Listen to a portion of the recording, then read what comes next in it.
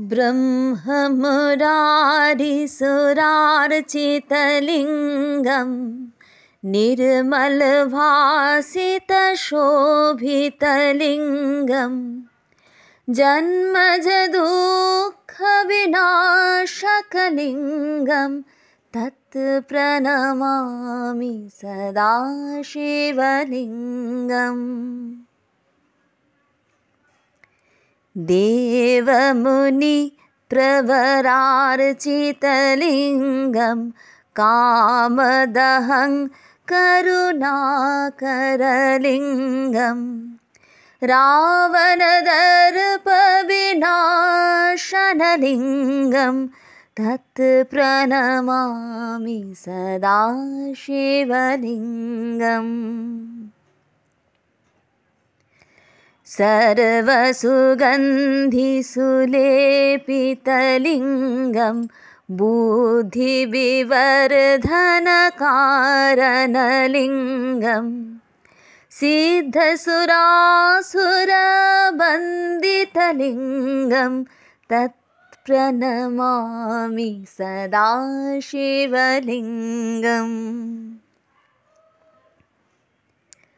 कनकमहामुनिभूषितलिङ्गं फणिपतिवेष्टितशोभितलिङ्गं दक्षसुजगविनाशनलिङ्गं तत् प्रणमामि सदा शिवलिङ्गम्।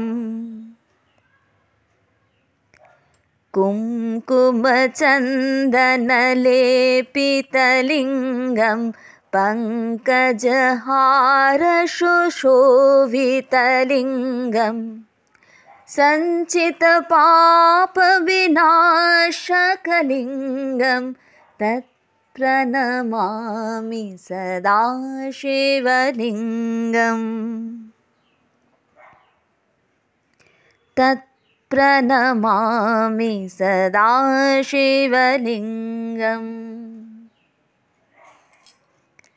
तत् प्रणमामि सदा शिवलिङ्गम्।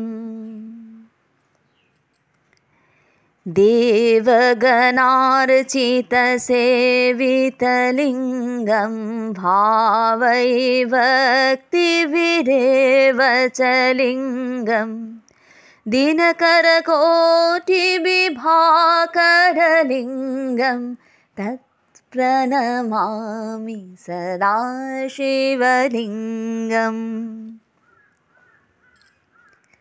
अष्टदलपरिवेष्टितलिङ्गं सर्वसमुद्भवकारणलिङ्गम् अष्टदारिद्र्यविनाशितलिङ्गं तत् प्रणमामि सदा शिवलिङ्गम्। सुरगुरुसुरवरपूजितलिङ्गं सुरवनपुष्पसदार्चितलिङ्गं परात्परं परमात्मकलिङ्गं तत् प्रणमामि सदा शिवलिङ्गम्। तत् प्रणमामि सदा शिवलिङ्गम्। तत् प्रणमामि सदा शिवलिङ्गम्।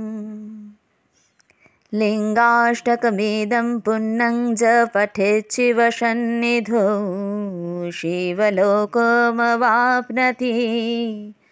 शिवेन सह मोदते।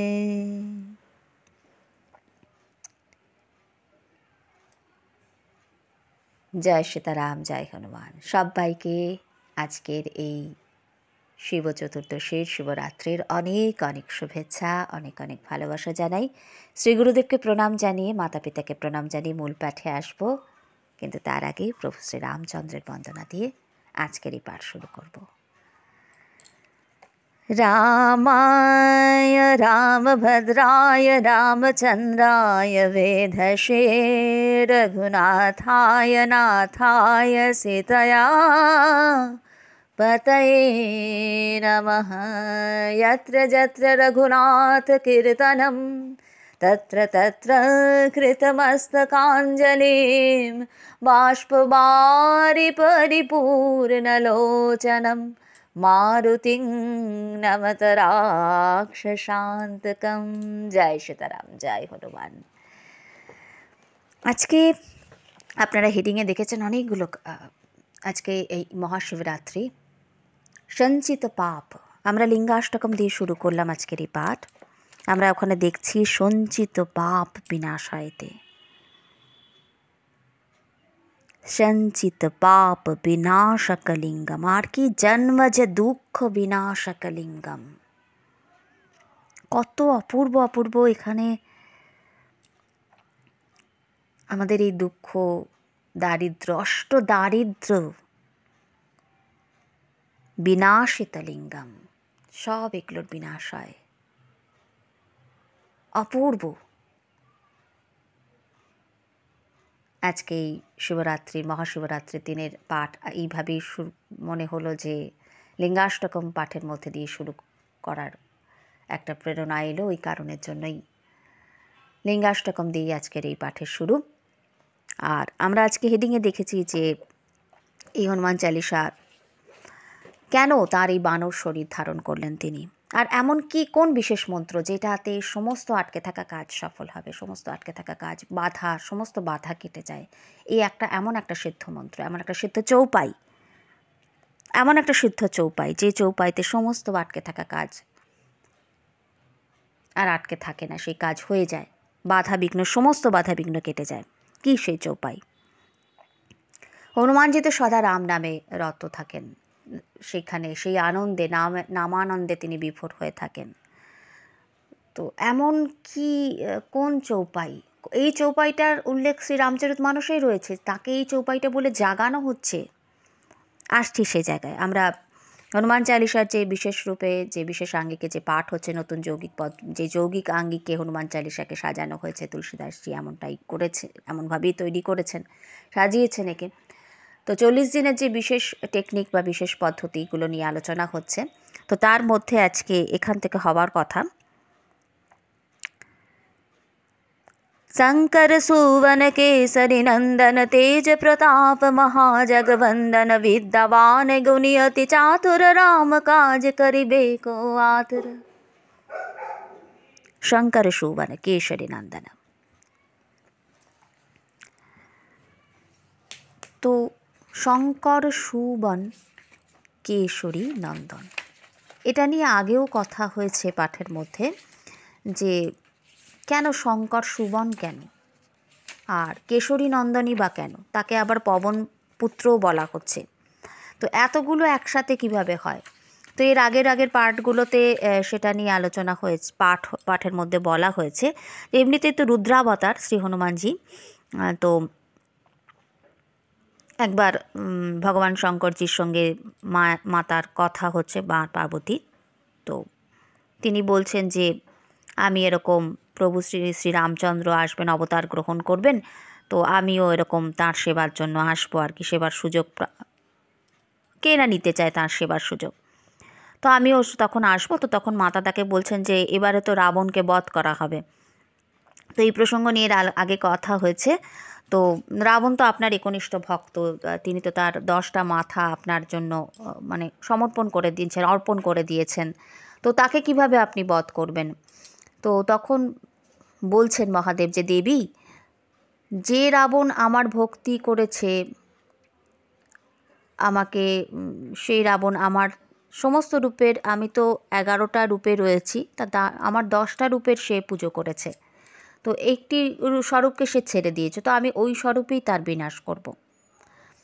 তো এইভাবে তিনি শঙ্কর সুবন কী করে হচ্ছেন? তো একবার শিবপুরাণের যে বর্ণনা পাওয়া যায় শ্রী হনুমানজির বিষয়ে, যে একসময় ভগবান শম্ভু বা ভগবান শঙ্কর, যাই আপনারা বলুন, বিষ্ণু দেবের সেই মোহিনী রূপ দর্শন করেছেন, এবং তারপর তারই ইচ্ছাতে তার সেই বীর্য স্খলিত হয় এবং সেটাকে সপ্তঋষিরা পত্রপুটকের মধ্যে সুরক্ষিত করেন এবং তারপর সেটা সেই ভগবান শঙ্করেরই প্রেরণাতে সেই বীর্য অঞ্জনাজির কানের রাস্তা দিয়ে সেই পদ দিয়ে কর্ণপদ দিয়ে তার মধ্যে স্থাপন করে দেওয়া হয়েছিল এবং সময়ান্তর নির্দিষ্ট সময়ান্তর বানর শরীর ধারণকারী মহাপরিক্রমী পুত্রের জন্ম হয়েছে।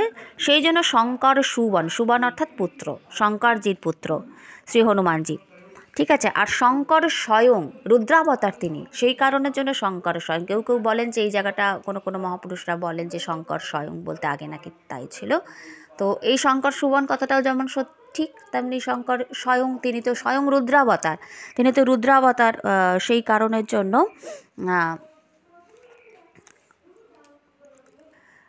তাকে শঙ্কর স্বয়ংও বলা হয়। এবার কেশরী নন্দন কেন না, যে কেশরী রাজ, বানর রাজ্যে কেশরীর যখন বয়স অল্প ছিল তখন তিনি গোকর্ণ তীর্থে এক অত্যন্ত শক্তিশালী রাক্ষসকে বধ করেছিলেন এবং তারপরে মাতা অঞ্জনার সঙ্গে তার যে বিবাহ হলো, তিনিও কিন্তু কেশরীও কিন্তু ভগবান শিবের, স্বয়ং কেশরীও কিন্তু ভগবান শিবের তো কঠিন তপস্যা করেছিলেন এবং এই বর পেয়েছিলেন যে তুমি ভোলা ভালা, বুদ্ধিমান, বলবান আর বিদ্যাবান পুত্র যে চাইছো সেই পুত্র তুমি পাবে, কিন্তু সেই পুত্র লাভের তুমি নিমিত্ত হবে। আর এই বরদানের কারণেই তিনি এইভাবে হনুমানজিকে পুত্ররূপে পেয়েছিলেন। তেজ প্রতাপ মহাজগবন্দনা, তাঁর যে এই অপরিসীম তেজ ছিল, এক তো তিনি শঙ্কর স্বয়ং, আবার তিনি শঙ্করের সুবন, তারপর আবার সূর্যদেব তার শ্রীগুরুদেব, তো পবনপুত্র, তিনি হনুমানজি বারবার নিজেকে পবনপুত্র বলে পরিচয় দিচ্ছেন। আমরা যদি শ্রীরামচরিতমানস দেখি বারবার দেখব যে তিনি পবনপুত্র বলে পরিচয় দিচ্ছেন। আবার মাতা অঞ্জনার তপস্যার তেজ রয়েছে তার মধ্যে, তপস্যা করে তাকে লাভ করেছিলেন। হনুমানজি নিজের ব্রহ্মচর্যের তেজ এবং কাঞ্চন বরণ বিরাজ সুবেশা, কাঞ্চন বরণ শুদ্ধতার প্রতীক, এতটা শুদ্ধতা রয়েছে তার একটা তেজ, সত্য রক্ষার একটা তেজ, রামদূত, রামচন্দ্রজির সেবক, সেই তেজ, তার মাতা সীতার আশীর্বাদ, সব কিছু মিলিয়ে তিনি, তার মধ্যে তেজ প্রচণ্ড, তেজ প্রতাপ মহাজগবন্দন, তিনি যেমন প্রতাপী তেমন মহানও বটে, তেমনই তেজস্বী, তাই সমস্ত সংসার তার বন্দনা করে। প্রভু শ্রীরাম যার গুণ বর্ণনা করতে করতে কখনো ক্লান্ত হন না এবং আনন্দের সাগরে ডুবে যান। তিনি শুধু জগৎবন্দনীয় নন, তিনি মহাজগবন্দনীয়, তিনি শুধু জগৎবন্দনীয়ই নন, তিনি মহাজগবন্দন। কেন বানর শরীর ধারণ করলেন? আমরা যদি তুলসীদাসজির লেখা পড়ি তাহলে আমরা সেখানে দেখব যে তিনি বলছেন যে হি শরীর রতি রাম সোং সোই আদরহি সুজান রুদ্র দেহ তাজি নেহ বস বানর ভে হনুমান। চতুর লোক, যারা চতুর অর্থাৎ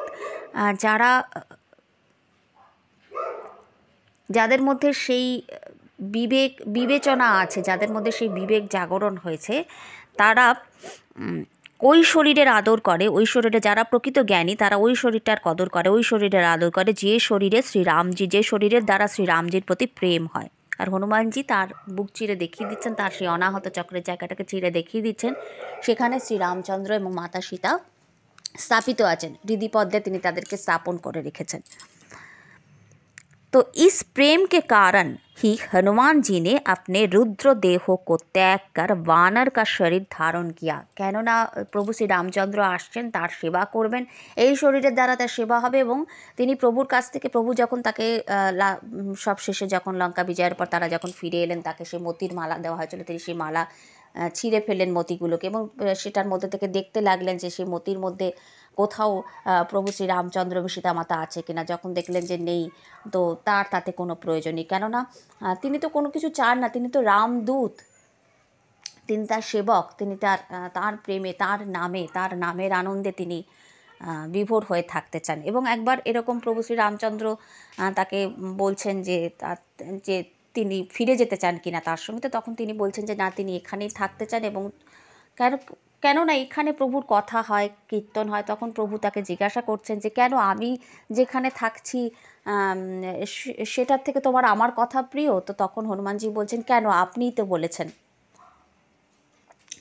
তো বলেছেন যে আমি আমার যেখানে যেখানে কীর্তন হয়, আপনি তো নারদজিকে বলেছেন যে আমার যেখানে যেখানে নাম সংকীর্তন হয়, যেখানে যেখানে আমার কীর্তন হয়, আমার কথা আলোচনা হয়, হে নারদ আমি সেখানেই অবস্থান করি।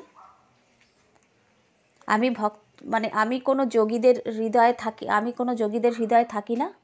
না হম তিষ্ঠামি বৈকুণ্ঠে যোগিনাং হৃদয়েন চ মদ্ভক্তা যত্র গায়ন্তি তত্র তিষ্ঠামি নারদম। তাহলে আপনি তো এখানে থাকেন, তাহলে আমি আপনার সঙ্গে ওখানে যেতে যাবো, কারণ আপনার কথা যেখানে থাকবে সেখানে আপনি নিশ্চিত রূপে থাকবেন, এটা আমি জানি। সেই জন্যই যতদিন পৃথিবীতে আপনার এই কথা, আমি এই বড়ই আপনার কাছে চাইছি, যতদিন পৃথিবীতে আপনার কথা আলোচনা হবে, যতদিন এখানে আপনার নাম করবে লোকে, আপনার কথা পাঠ করবে, আর যেখানে যেখানে হবে সেখানে সেখানে আমি উপস্থিত থাকবো।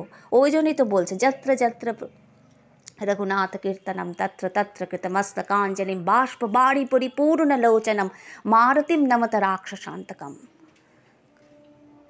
নতমস্তক হয়ে বাষ্প ভারী পরিপূর্ণ লোচনে, যে অষ্টসাত্ত্বিক বিকার আসে তার মধ্যে এই বাষ্পবাড়ি পরিপূর্ণ লোচনটা অন্যতম বলা হয়। তো বলছেন যে আপনার কথা যেখানে হবে সেখানে আপনি থাকবেন, এটা তো আমি জানি, এটা তো আপনিই বলেছেন। সেই জন্য আমি এটা এরকমভাবে থাকতে চাইছি। এবং রাম কাজ করার জন্য, রাম কাজ করিবে কেউ আতুর, তিনি ব্যাকুল সর্বদা রাম কাজ করার জন্য। তিনি বলছেন, আমরা দেখছি যে সুন্দরকাণ্ডতে যখন মৈনাকজিকে সমুদ্র বলছে যে তুমি যাও হনুমানজিকে একটু বিশ্রাম দাও, তখন তিনি বলছেন হনুমান তেহি পরসকর পুনি কিনহ প্রণাম, তাকে প্রণাম করে বলছে যে না, রাম কাজ কিনহে বিনু মোহি কাহা বিশ্রাম, আমার বিশ্রাম নেওয়ার সময় নেই, শ্রীরামচন্দ্রের কার্য সম্পাদন না করে আমার পক্ষে বিশ্রাম নেওয়া সম্ভব হবে না। এবং তিনি কিন্তু পারতেন মাতা সীতাজিকে উদ্ধার করে ওখান থেকে নিয়ে আসতেন, না, তার যতটুকু আজ্ঞা ছিল তিনি ততটুকুনিই করেছেন। কেননা প্রভু শ্রী রামচন্দ্র মাতা সীতার কাছে প্রকৃত স্বর্ণমৃগ যে তাকে পাঠিয়েছেন, মা সীতা স্বর্ণমৃগ চেয়েছিলেন, কিন্তু হনুমানজি নিজেকে শাখামৃগ রূপে পরিচয় দিচ্ছেন। এবং প্রভু শ্রী রামচন্দ্র জানেন যে তারই সেবক এত শুদ্ধ এবং কাঞ্চন বরণ তার শুদ্ধতার প্রতীক, এবং এই হচ্ছে প্রকৃত স্বর্ণমৃগ, একেই তিনি পাঠিয়েছিলেন। এবং যতটুকু সীতা মাতার খবর তার কাছে পৌঁছে দেওয়ার কথা ছিল এবং যতটুকু কাজ তার ছিল, লঙ্কাতে গিয়ে সেই যে অগ্নিকাণ্ড হলো, এইটুকুনি তার কাজ ছিল, ওইটুকুনি করে তিনি ফিরে এলেন। কেননা বাকিটাও তিনি করতে পারতেন, কিন্তু তিনি নিজের কোনো কৃতিত্বই নিলেন না, বললেনই না। তিনি বললেন সব তো আপনিই করেছেন, আমি কি করলাম, তুমি কিভাবে করলে? যখন প্রভু জিজ্ঞাসা করছেন তখন বলছে আমি তো কিছু করিনি, সব তো আপনিই করেছেন। রাম কাজ, বারবারই তিনি বলছেন রাম কাজ। এবারে আসছি সেই মন্ত্রটার কথা, যেটার কথা আমরা শুরুতে বললাম। তাহলে বানর শরীর তিনি এই কারণের জন্য ধারণ করেছেন, প্রভুর সেবা করার জন্য, রুদ্রদেহ ত্যাগ করে। এবং বিদ্যাবান তিনি, বিদ্বান নন কিন্তু বিদ্যাবান, তার বিদ্যার কোনো অহংকার বা দম্ভ নেই। তিনি বিদ্বান, তিনি নন, তিনি বিদ্যাবান। তো এই বিদ্বান আর বিদ্যাবানের মধ্যে ফারাক আছে। গুণী অতি চাতুর, ভগবান শ্রী রামচন্দ্রের কাজ করার জন্য তিনি সদা তৎপর। গোস্বামী তুলসীদাসজি শ্রী হনুমানজিকে বিদ্বান না বলে বিদ্যাবান বলেছেন। বাল্মীকি রামায়ণে উল্লেখ আছে যে ঋষি অগস্ত্য প্রভু শ্রীরামকে বলছেন যে কিভাবে হনুমানজির শিক্ষা লাভ হলো। বাল্যকালে হনুমানজির সেই বিখ্যাত ঘটানোর কথা আমরা সবাই জানি, যেখানে সূর্যকে ফল মনে করে তিনি খাবার জন্য সূর্যের কাছে পৌঁছলে রাহুর আগ্রহে দেবরাজ ইন্দ্র তার উপরে বজ্রাঘাত করলেন। হনুমানজি মূর্ছিত হয়ে পড়লে তার পিতা পবনদেব অত্যন্ত রুষ্ট হয়ে যান এবং সমগ্র জগৎ থেকে বায়ুকে প্রত্যাহার করে নিলেন। সমস্ত সৃষ্টিতে উত্থাল পাতাল শুরু হয়ে যায়, আর পবনদেবকে শান্ত করার জন্য সমস্ত দেবতারা তখন আসে আর হনুমানজিকে বিভিন্ন প্রকারে সবাই বর দিতে শুরু করে। আর সেই সময় সূর্যদেব বর দিতে গিয়ে বললেন যে বালক যখন শাস্ত্র অধ্যয়ন করার মতন বয়সে পৌঁছবে তখন আমি একে সমস্ত শাস্ত্রের জ্ঞান দেব, যার ফলে এ অত্যন্ত সুবক্তা হবে, শাস্ত্রজ্ঞানী এর সমান কেউ হবে না। তার যখন অধ্যয়ন করার বয়স হলো তখন একটা অদ্ভুত ঘটনা ঘটল। সূর্যদেব যেহেতু 24 ঘন্টায় কর্মব্যস্ত, তাই হনুমানজি বললেন তিনি তাকে শাস্ত্র অধ্যয়ন তখনই করাতে পারবেন যখন হনুমানজি উদয়াচল থেকে অস্তাচল পর্যন্ত সূর্যের সামনে থেকে তার দিকে মুখ করে সূর্যের সঙ্গে সঙ্গে সমান তালে চলবেন। তো হনুমানজি তাই করলেন। হনুমানজি সমস্ত সূত্র বৃত্তি বা সমস্ত মহাভাষ্য সব কিছু ভালোভাবে অধ্যয়ন করলেন, অন্যান্য শাস্ত্র সমস্ত কিছু, সম্পূর্ণ বিদ্যা সব কিছু তিনি আয়ত্ত করে ফেললেন। তা বিদ্যাবান কেন বলছেন? এই দুটো শব্দর মধ্যে বিদ্যান আর বিদ্যাবানের মধ্যে খুব বেশি প্রাথমিকভাবে ফারাক পড়ছে না। শ্রী রামচরিতমানসের সুন্দরকাণ্ডে একটা উদাহরণ রয়েছে। হনুমানজির বিদ্যালাভের প্রথম পরীক্ষা হচ্ছে লঙ্কেশ রাবণের সভাগৃহে। প্রথমে দেখা যাচ্ছে কি লঙ্কেশ রাবণ সমসাময়িক কালে তার সমকক্ষ জ্ঞানী খুব কম ছিল। বেদকে সুর দেওয়া, রাবণের সংস্কৃত ভাষা, ব্যাকরণ, অন্যান্য সমস্ত শাস্ত্রে পারদর্শিতা, 4 বেদ 6 শাস্ত্রে তার পারদর্শিতা অনেক বেশি সাধারণ মানুষের থেকে, তার শাস্ত্রে পারদর্শী। অথচ এই বিদ্যাবত্তা তাকে কিন্তু অহংকার থেকে সরাতে পারেনি। তার মধ্যে একটা দম্ভ ছিল। দুষ্কর্ম থেকেও এই মানে জ্ঞান তাকে কিন্তু বিরত রাখতে পারেনি। এই জন্য শাস্ত্রকাররা বলছেন, যার বিদ্যাবত্তা এবং বৈদিক প্রতিভা অতিমাত্রায় বেড়ে যায়, সে কিন্তু তখন কোনো না কোনোভাবে তার মধ্যে যদি অহংকার এসে যায়, তখন সে কিন্তু অন্যের শান্তি ভঙ্গের কারণ হয়। জনক নন্দিনী মাতা সীতাকে সে কিন্তু হরণ করে নিয়ে এলেন তিনি। তো কারোর কথাই তিনি শুনলেন না, সবাই তাকে বোঝালেন, বিভীষণজি বোঝালেন, মন্দোদরী, রানী মন্দোদরী, মাতা মন্দোদরী তাকে বোঝালেন, এমনকি কুম্ভকর্ণকেও দেখা যাচ্ছে সেও বলছে, কিন্তু কারোর কথাই তিনি নিলেন না। তার মধ্যে এতটা দম্ভ, এতটা অহংকার, বিদ্যার এতটা অভিমান অনেক সময় মানুষের অধোগতির কারণ হয়। ওই জন্য বলছেন রাবণ দর্প বিনাশকলিঙ্গম, তারই দর্প বিনাশ করলেন তিনি।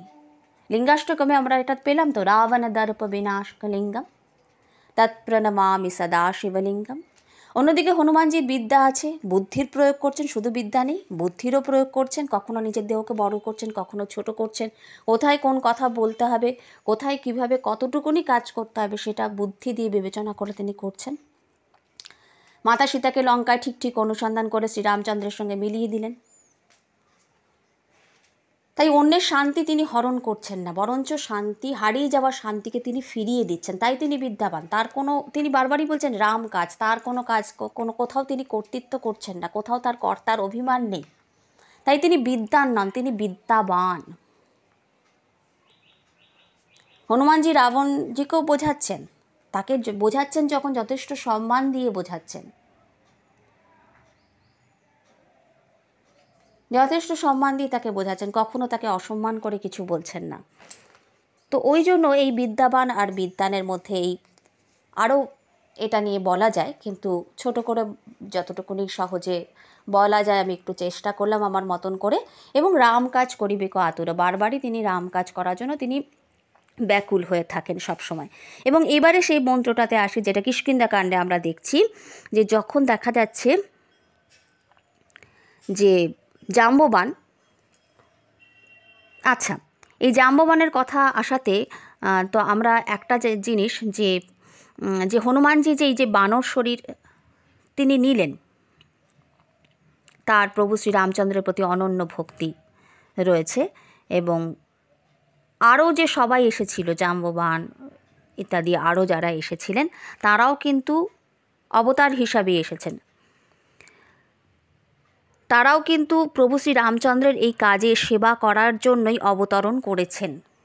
তারাও কিন্তু প্রভু শ্রী রামচন্দ্রের এই কাজে সেবা করার জন্য এসেছেন।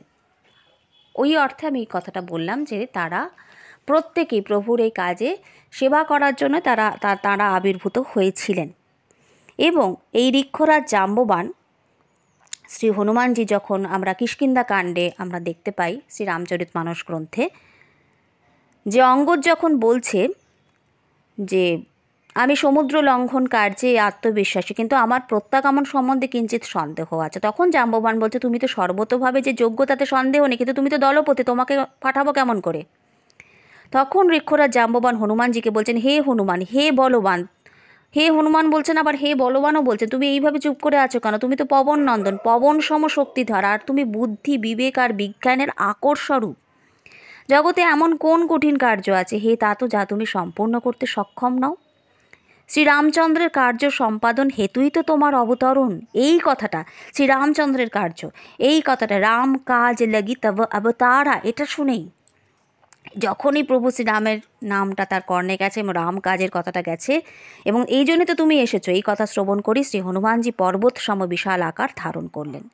তখন তার দেহকান্তি সুবর্ণ পর্বত সম উজ্জ্বল হয়ে গেল, তেজ সম্পন্ন হলো, যেন তিনি পর্বতরাজ সুমেরু তারপরে শ্রী হনুমান তখন বারংবার সিংহনাদ করে ঘোষণা করলেন, আমি অনায়াসে এই দুস্তর লবণ সাগর লঙ্ঘন করতে সক্ষম। ওই জন্য সুন্দরকাণ্ড শুরু হচ্ছে কি শব্দ দিয়ে? जामवंत के वचन सुहाए सुनि हनुमंत हृदय अति भाए तब लगे मोहि परीखे तुम भाई सखी दुख कंद मूल फल खाई। জাম্ববানের সুমধুর কথা শ্রবণ করে শ্রী হনুমানের হৃদয় আনন্দে ভরে গেল। জাম্ববান তাকে জাগালেন। কবন সো কাজ কঠিন জগ মাহি जो नहीं होई तात तुमह पाही। এই সেই দোহা, এই সেই চৌপাই, এই সেই চৌপাই। কবন সো কাজ কঠিন জগ মাহি जो नहीं होई तात तुमह पाही। এইভাবে তাকে জাগাচ্ছেন এটা বলে যে জগতে এমন কোন কঠিন কার্য আছে হে তা তো যা তুমি সম্পূর্ণ করতে সক্ষম নন। তারপরেই বলছেন রাম কাজ লাগি তব অবতারা সুনত হি ভয়ো পর্বত কারা। শুনেই তিনি একবারে পর্বতের মতন আকার ধারণ করলেন, তার তেজ বেড়ে গেল। রাম কাজ, তিনি তো রাম নামে বিভোর হয়েছিলেন, কিন্তু তাকে জাগালেন। এটাই আমাদের প্রত্যেকের মধ্যে তিনি আছেন, সেই শক্তি আছে, কিন্তু তাকে জাগাতে হবে। এই জাগানোর কৌশলটা জানা এবং সেটাকে অভ্যাস করাটাই ব্যাপার। এই কাজটাই শ্রী গুরুদেব শুরু করিয়ে দেন এবং বলে দেন, পথ দেখিয়ে দেন, কিন্তু পথ আপনাকে চলতে হবে, তিনি সঙ্গে থাকবেন এবং তার কথা মতো চললে আপনি এগিয়ে যেতে পারবেন। তিনি আপনাকে দিয়ে করিয়ে নেবেন, সেই আশিসটাও তিনি দেন, সেই শক্তিটাও তিনি দেন, কিন্তু করতে তো আপনাকে হবে। আজকের পাঠকে আর দীর্ঘায়িত করব না, কিন্তু এই চৌপাইয়ের এইটা সবাইকে বলবো, এটা নোট করে রাখুন, আমি ডেসক্রিপশন বক্সে দিয়ে দিচ্ছি। এটা খুব শক্তিশালী চৌপাই, খুব শক্তিশালী। এটা যে কোনো আটকে থাকা কাজকে এটা কিন্তু, বা যে কোনো বাধা বিঘ্ন, যে কোনো রকম যা কিছু সংকট, খুব কাজ দেয় এটা। আজকের পাঠকে দীর্ঘায়িত করছি না, আজকের পাঠকে এখানেই বিশ্রাম দিচ্ছি। সবাইকে আমার ভক্তিপূর্ণ প্রণাম, সবাইকে অনেক অনেক ধন্যবাদ। জয় সীতারাম, জয় হনুমান, জয় সীতারাম, জয় হনুমান, জয় সীতারাম, জয় হনুমান।